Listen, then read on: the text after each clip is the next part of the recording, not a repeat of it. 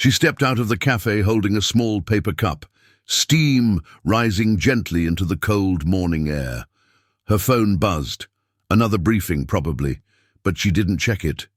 Today was meant to be quiet, unseen. That's when the squad car pulled up. Fast. Too fast. Tires screeched. Doors flew open.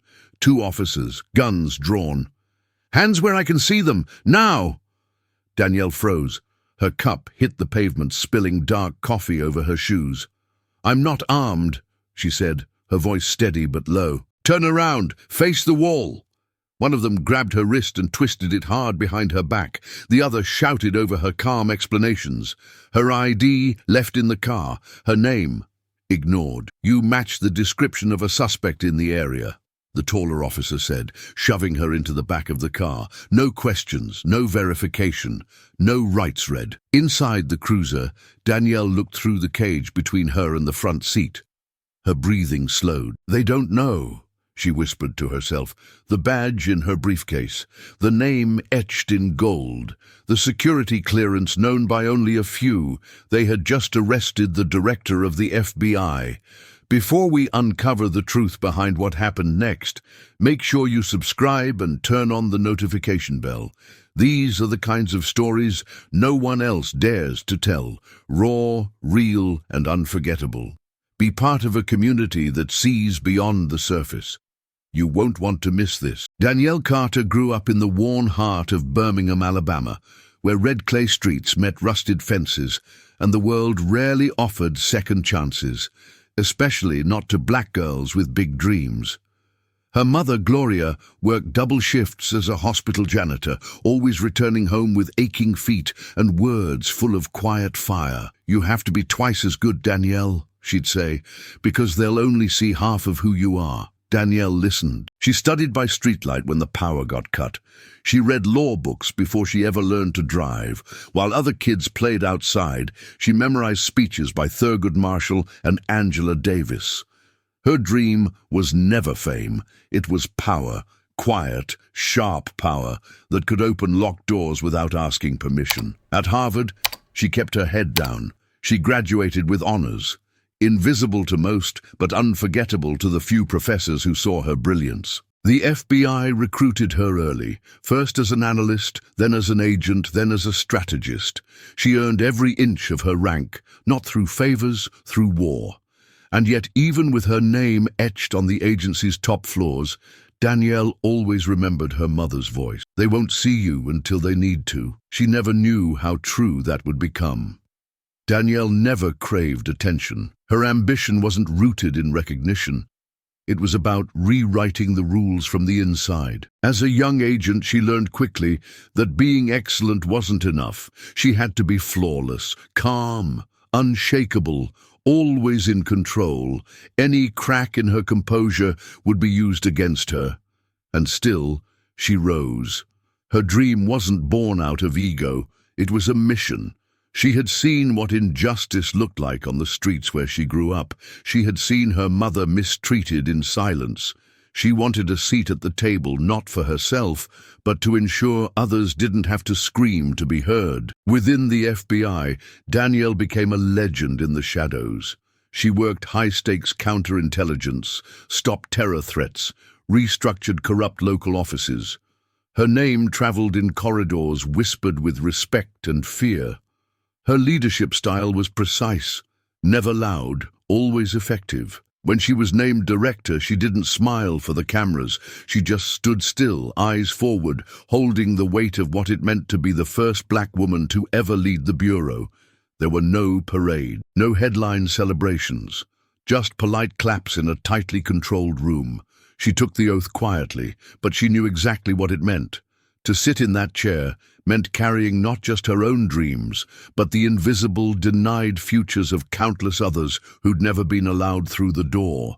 It meant walking into meetings where she was still mistaken for someone's assistant. It meant leading people who secretly questioned if she belonged there at all. But Danielle was unshaken. Her life had trained her for this. Her private goal was clear: reform the internal culture of the Bureau. She launched task forces on racial profiling. She quietly investigated misconduct cases buried for years. She mentored agents of color, knowing what even one voice of support could change. She never raised her voice. She never acted out of emotion.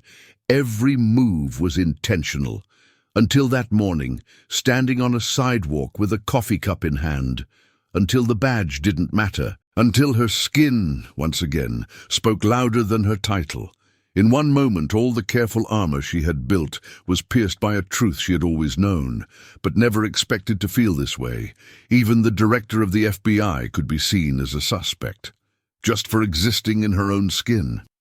It was supposed to be a simple visit. Danielle had taken a rare day off to check in on a youth outreach program she'd quietly funded in South DC, a place where kids from neighborhoods like hers could see law and justice through a different lens.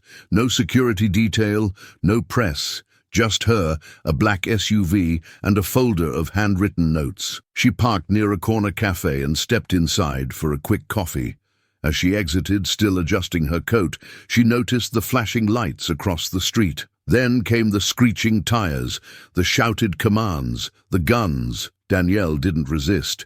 She didn't raise her voice. Not because she wasn't terrified, she was, but because she knew the script, knew the statistics. One wrong move could mean more than humiliation. She tried explaining. "My name is Danielle Carter. I'm with the—" "Save it!" Officer Mitchell barked, already locking the cuffs around her wrists. "You people always got a story." She was stunned. Not by the action, she'd seen it before, but by how fast it happened, how immediate the assumption. She tried again, more softly this time. "Please, just check the name. You're making a mistake." Mitchell laughed. "Lady, you're not special. Sit down and shut up." The cold metal of the back seat pressed against her spine. Her ID, phone, and credentials were in the car, out of reach. The drive to the precinct felt like falling down an endless hole.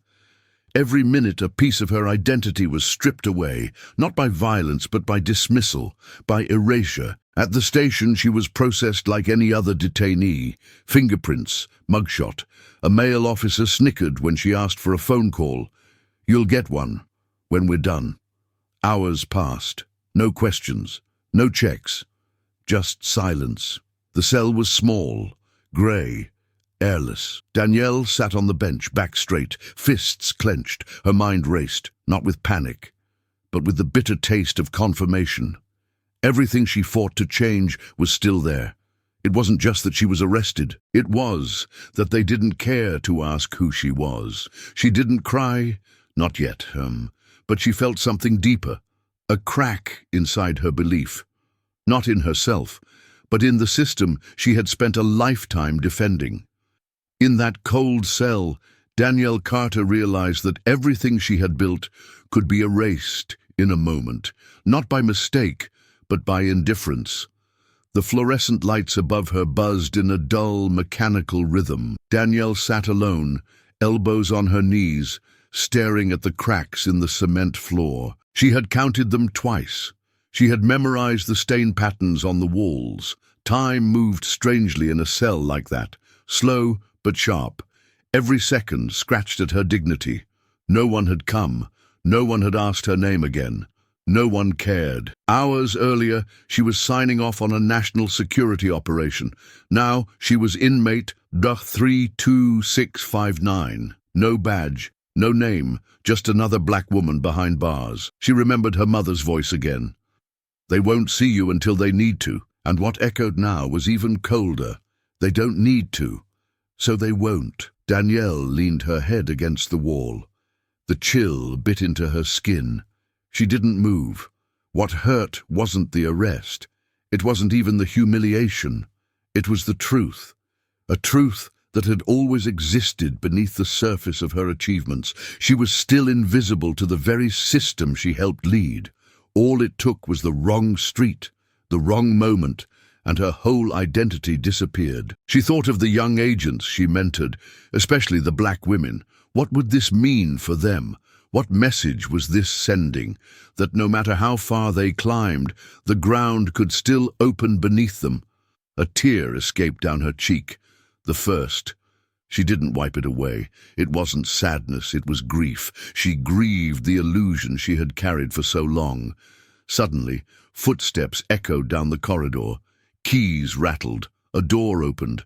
A woman entered, uniformed, mid-30s, cautious eyes. She walked up to the bars and stared at Danielle for a long moment. "Ma'am," she said hesitantly. "Are you Danielle Carter?" Danielle looked up, eyes narrowed.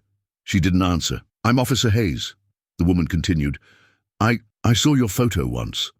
In a leadership training seminar. I thought it was you when they brought you in, but I wasn't sure." Danielle nodded once. "It's me." Officer Hayes swallowed hard. "Ma'am, they don't know. They didn't even check. They just—" Danielle raised a hand. "It's okay." But it wasn't. Hayes stepped back. "I'll fix this, I swear." When she left, Danielle leaned back against the wall again. Her heart pounded, not with fear, but with something else. The system hadn't failed her. It had shown her exactly what it was. The cell felt smaller now, tighter. But inside Danielle's chest, something began to shift. Not rage, not even resolve, just a quiet, smoldering flame. She whispered to the silence, "They will know who I am." Not because I shouted, but because I rebuild what they broke. And that, right there, was the moment she began to rise. If this moment makes you feel something, anger, hope, recognition, don't keep it inside. Like this video and share your thoughts in the comments. Your voice matters here. Sometimes one comment can echo louder than silence. Let's reflect together, because this story might be more ours than we realize. Danielle was released quietly, with no apology, no explanation. Just a signed form and a bag of her personal items, phone, keys, the cold metal badge that should have protected her. Officer Hayes waited at the exit, her eyes filled with something like guilt or shame. "I'm so sorry," she whispered. Danielle didn't answer. She just nodded, turned and walked out into the grey morning light. The world outside hadn't changed. Traffic hummed. People walked by, heads down, lives uninterrupted. But something inside her had shifted, permanently. Her silence, once her armor, now felt like complicity. She had survived by being invisible, by never making anyone uncomfortable. But invisibility had its cost. In her apartment that evening, she sat at her desk in the dark. The glow of the city filtered through her window. She opened her laptop not to write a resignation letter, but something else, something deeper, a report, not for the bureau, for herself. A full account of the arrest, the treatment, the failure of protocol, the assumptions made about her body, her skin, her existence. As she typed, her fingers trembled, but she didn't stop. Each word was a reclaiming, each sentence a declaration. I will not disappear. That night, she made a decision. She would no longer fight for the system. She would fight through it. Danielle knew speaking out would cost her. Allies would shrink away, whispers would spread. Her silence had made people comfortable. Her truth would not. But she wasn't that frightened girl, reading legal books by flashlight anymore. She was a woman who had built power not to keep it, but to use it. And now was the moment to use it. Days later, she sat in her office, staring at the framed photo of her mother on the bookshelf. Gloria Carter, smiling, arms folded, standing in front of their old apartment building. Danielle reached out and touched the glass. "I'm sorry it took me this long," she whispered, "but I see it now. I see everything." The next morning, she called a meeting with her closest staff. No script, no headlines, just her voice, calm, clear, deliberate. "I was arrested last week." The room froze. They didn't check who I was. They didn't ask. They assumed, and that assumption has always been there, beneath every decision, every look, every silence. She looked around the table. "I'm done pretending it's not." That was the moment Danielle Carter stopped surviving the system and began confronting it. The days that followed weren't dramatic. No protests outside FBI headquarters, no press conferences. Danielle didn't want noise. She wanted change. Quiet. Strategic, real. She started by forming a task force, not publicized, not performative, just 10 people, diverse, trusted. Their mission was simple: identify systemic blind spots within law enforcement agencies that led to racial profiling, especially internal. Their work began with her own case. Behind closed doors, she dissected the arrest. Who failed to check protocol? Why the system didn't flag her identity? How prejudice operated invisibly beneath procedures. The findings were chilling. Not just errors, but patterns she could no longer ignore. Danielle met with the Director of Internal Affairs, not to file a complaint, to present a plan. Retraining programs, identity verification protocols, community outreach, psychological assessments for officers, all backed with data, all actionable. He blinked. You want to expose your own arrest to push this forward? She nodded. If I don't, it'll happen again, to someone who won't walk out. Her initiative gained traction. Quiet allies emerged, agents who had seen too much, felt too little power to change it. Now, under her leadership, they had permission to speak, to act. Outside of work, Danielle returned to the youth center. This time, not just as a donor, but as a speaker. She stood in front of a room full of black teens and told them what had happened. Not the headlines, the truth. I was arrested because I fit a profile, because even with a badge I wasn't safe. But I'm here, and I'm not going anywhere. The room was silent. Then a girl in the back, maybe 15, stood up and asked, "So what do we do?" Danielle smiled. "We stay loud, we stay excellent, and we walk into every room like we belong there, because we do." In those early weeks, there were moments of doubt, whispers in the halls, emails left unanswered. Some colleagues saw her not as a leader anymore, but as a threat to their comfort. But Danielle didn't retreat.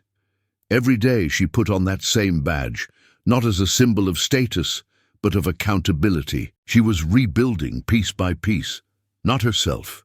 She had never been broken, but the illusion of safety, the myth of progress without discomfort, that she would never wear again. The resistance came slowly, like a tide you don't see rising until it's at your neck. Some agents who once smiled at her in the hallway now averted their eyes. Others whispered in corners, labeling her emotional, difficult, or the worst insult a woman in power can hear: political. Her initiatives met internal delays.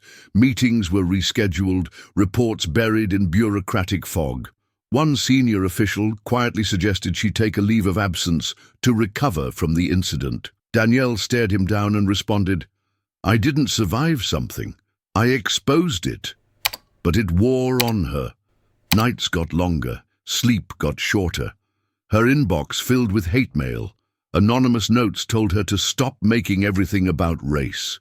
She kept them all in a folder, not out of fear, but as fuel. Even the media caught wind of her arrest, twisting it into a tabloid story. FBI director mistaken for suspect, racially profiled, the headlines speculated. The Bureau refused to comment. Danielle did too. She didn't want a media circus. She wanted institutional change. Yet beneath the pressure, there were moments of quiet victory.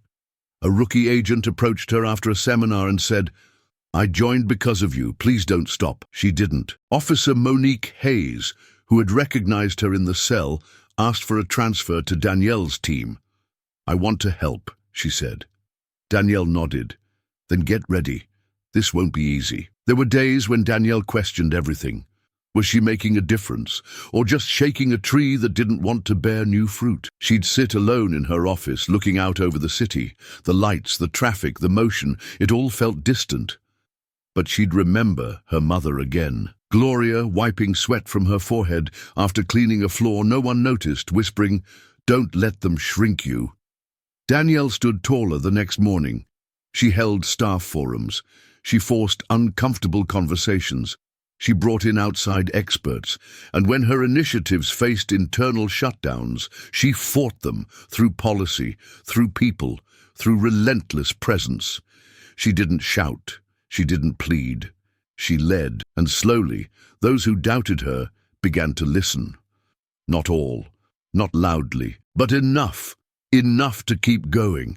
Danielle Carter wasn't building a new system. She was dismantling an old one while still working inside it, brick by brick, voice by voice, and above all, by refusing to disappear. The day of the congressional hearing arrived with little fanfare, but for Danielle, it was everything. For months she had gathered data, testimonies, internal reports, and personal accounts. Not just hers. Others, officers wrongly profiled, civilians mistreated, agents silenced. It wasn't about revenge, it was about truth. And justice, if it had any meaning, had to start with truth. She wore a plain navy suit, no flag pin, no flashy jewelry, just a folder and her voice. The chamber was tense. Cameras lined the back. Journalists whispered her name as she took her seat before the committee. A congresswoman adjusted her microphone and said, "Director Carter, we're here today to address allegations of racial profiling within federal and local law enforcement agencies, including your own recent experience. You may begin." Danielle opened her folder, then looked up. Her voice was steady. "On April 3rd of this year, I was arrested without cause." Gasps. A murmur ran through the room. "I was not recognized, I was not questioned, I was identified only by the color of my skin. And in that moment, my badge meant nothing." She paused, letting the weight of her words settle. "I've led counterintelligence operations. I've dismantled terror cells. I've briefed presidents. But none of that mattered when I was a black woman standing alone on a sidewalk." She spoke of the arrest, of the silence, of the slow, agonizing realization that her success didn't shield her from bias, that no title could erase systemic habits forged over decades. Then she did something no one expected. She turned the spotlight away from herself. She read excerpts from letters written by FBI agents of color, submitted anonymously, stories of being mistaken for suspects, of being ignored in briefings, of having to prove themselves twice, only to be seen half as capable. Tears welled in the eyes of some attendees. Others sat frozen, ashamed, stunned. Danielle ended with a message, not a plea. "This is not about one arrest. It's about a culture of assumption. And if I, with all my access, my credentials, and my position, can be reduced to a threat, what does that mean for the millions without those privileges?" A beat of silence. Then applause. Not everyone clapped, but the ones who did clapped with their hearts. The next day, news broke. The officer who arrested her had been placed on administrative leave. An internal review of field training protocols was launched. Danielle was asked to lead a newly established federal task force on racial justice in law enforcement. But that wasn't the victory. The victory came days later in a high school auditorium where she was invited to speak. After her talk, a teenage girl approached her. Brown skin, braids, wide eyes filled with both fear and fire. "Director Carter, they tried to make you small." Danielle smiled softly. "They failed." She knelt to meet the girl's gaze. "They always will, if we don't let them." The applause that day wasn't from politicians. It was from students, from teachers, from the people who needed her voice the most. And for the first time in a long while, Danielle Carter walked off that stage not carrying the weight of the system on her shoulders, but lifting something far more powerful, hope. Danielle didn't speak of her arrest often. Not in boardrooms, not in interviews. It wasn't a story she used to impress. It was a scar, one she wore with quiet pride, not because of the pain, but because of what it revealed.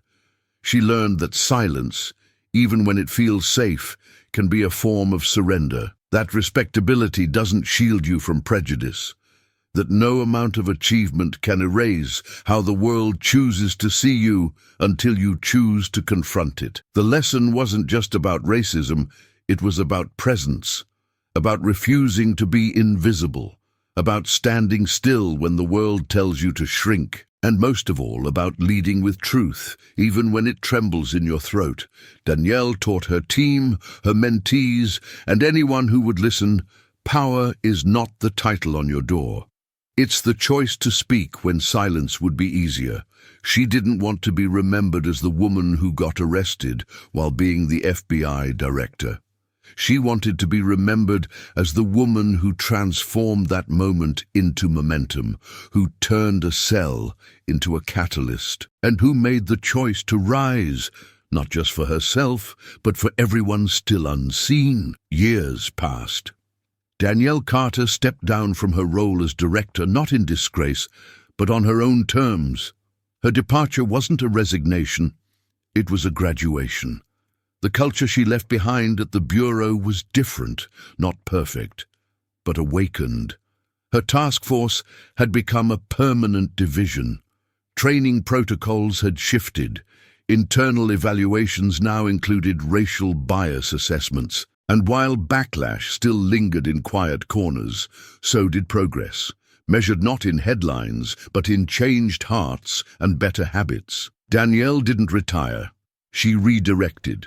She founded the Carter Initiative, a national non-profit dedicated to empowering young leaders of color to enter law enforcement, legal fields, and government, not just to be part of the system, but to shape it.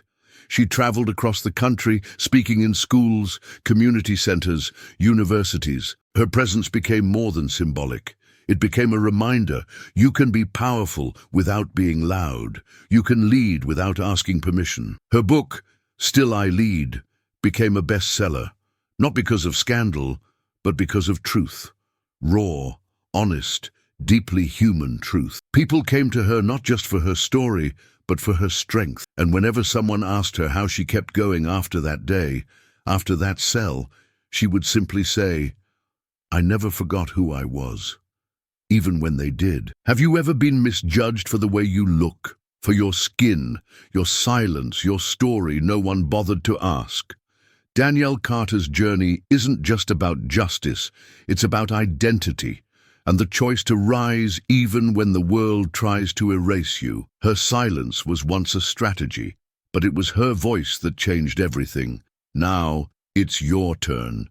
If this story moved you, if it made you reflect, question, or even feel seen, leave a comment. Share your experience. Your voice matters, and someone out there needs to hear it. And if you believe that stories like Danielle's deserve to be heard, to challenge and to inspire, subscribe to this channel, share this video. Let's keep these conversations alive. Because power isn't just held in titles or institutions. Sometimes it's held in the simple act of saying, "I'm still here, and so are you."